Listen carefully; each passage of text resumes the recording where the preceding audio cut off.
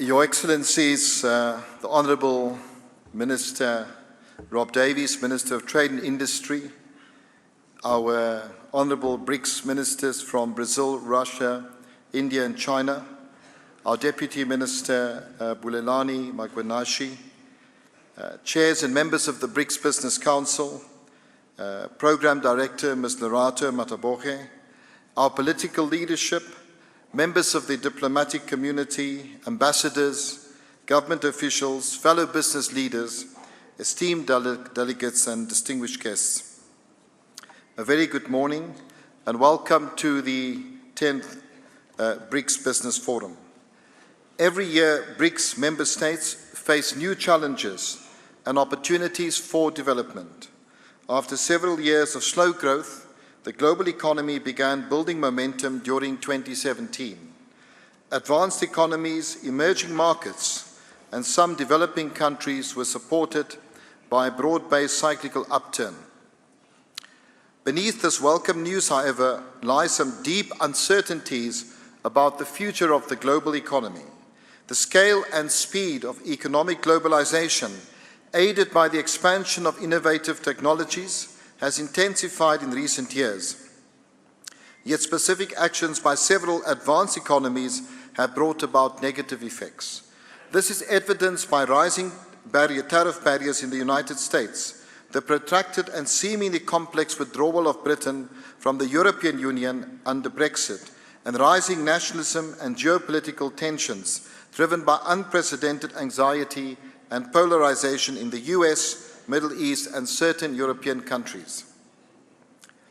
Much of the anxiety has coincided with the global economic recovery, bolstered by rising investment activity on the back of the dissipating impact of the 2014 oil price collapse on commodity exporting, emerging markets and developing economies. Taken together, these findings reflect several development challenges that BRICS member countries face over the next few years. The difficulties can, in part, be attributed to the historical status of some BRICS member countries as commodity exporters. As a group, we must thus act wisely so as not to let changing economic dynamics disrupt our enormous potential for growth. Since its inception at the 5th BRICS Summit held in Durban, South Africa in March 2013, the BRICS Business Council has been instrumental in fostering the BRICS spirit of mutual respect and understanding, equality, solidarity and cooperation, which are an inexhaustible source of strength in forging a more inclusive world economy. The BRICS Business Council has 5 key roles: promote and strengthen business, trade and investment ties amongst business communities in the BRICS countries, ensure dialogue between business and government, identify bottlenecks to greater economic, trade and investment ties, work closely with the working groups to promote trade and investment opportunities, convene annual meetings to review policy work and implementation and recommend solutions accordingly.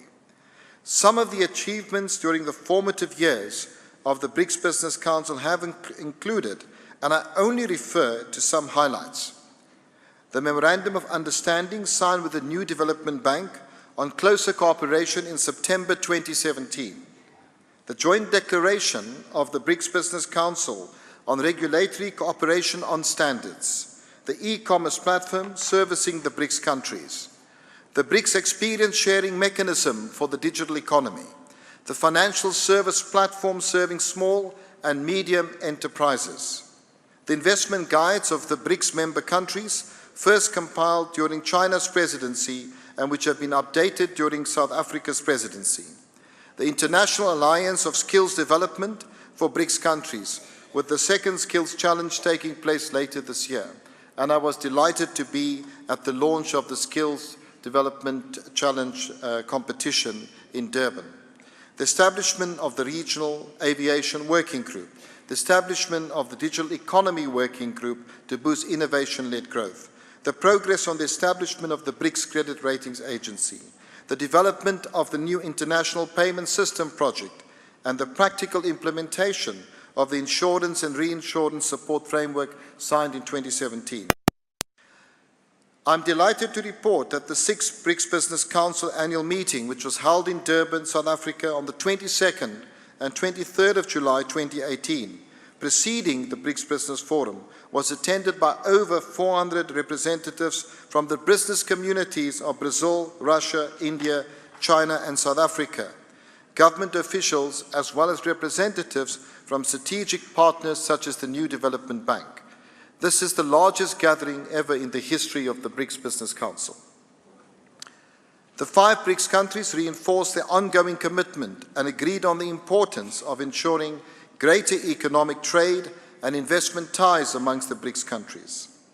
One of the primary purposes of the BRICS Business Council is to make recommendations to our respective governments in order to facilitate investment and trade. Time does not allow me to expand on all of them, which are contained in the 5th BRICS Business Council annual report, which will be handed to the BRICS heads of state tomorrow. I will therefore focus on a key facilitator to promote investment and trade, and was one of the key presentations made at a council meeting this past weekend. We have tabled areas of cooperation in the roadmap on cooperation in administrative barriers elimination. It is a fact that restrictive trade barriers kill business, whether complex visa systems, digital infrastructure restrictions, or laborious payment systems. Barriers kill business. They are harmful to our citizens, to our people.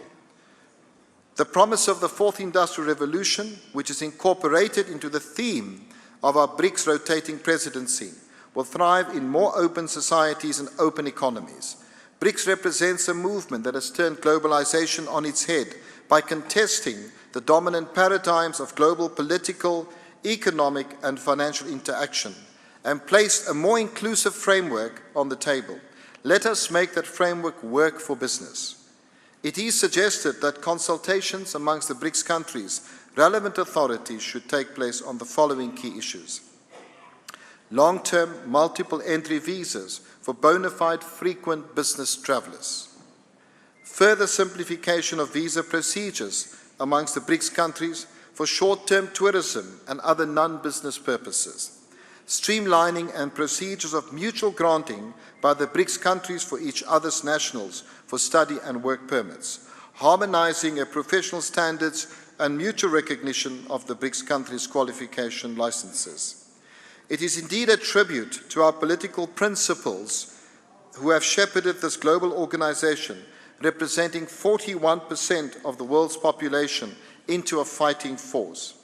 It is also a tribute to our business community in the BRICS Business Council that we have seen the value in working together, and that we have the tough conversations required to work together and achieve our objective. We have 9 working groups, and my congratulations to the 9 working groups and the chairs for the outstanding reports delivered by them. Cycles in world